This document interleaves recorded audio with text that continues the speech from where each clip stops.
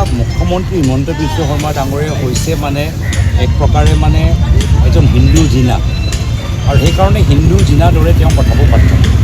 আমি তেওঁৰ দৰে আমি কথা পাতিবলৈ নিবিচাৰোঁ।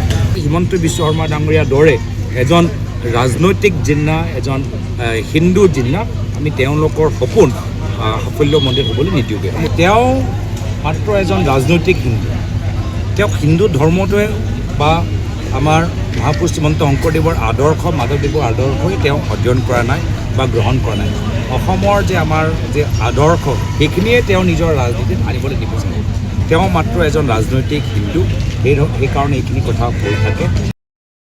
দৰাচলতে এই জিন্নাৰ সংস্কৃতি আৰু জিন্নাক প্ৰতিনিধিত্ব কৰে গৌৰৱ গগৈহঁতৰ দৰে কংগ্ৰেছীহঁতে।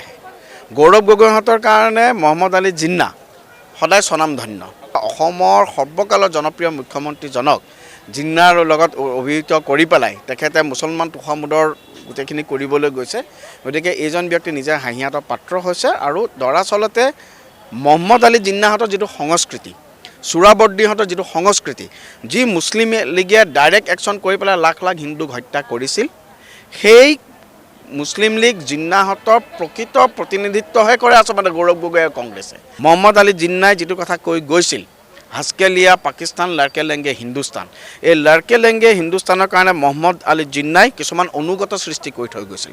এই অনুগতখিনিক সাৰ পানী যোগোৱা এতিয়া কংগ্ৰেছ আৰু গৌৰৱ গগৈৰ দৰে ব্যক্তি। গৌৰৱ গগৈৰ এই সন্দেহযুক্ত যিখিনি কথা বতৰা অসমৰ ৰাইজে ইতিমধ্যে চিনাক্ত কৰিছে। খুব শোচনীয় অৱস্থা কংগ্ৰেছ আৰু গৌৰৱ গগৈ ডাঙৰীয়াৰ হ'ব, এইটো নিশ্চিন্ত থাকে।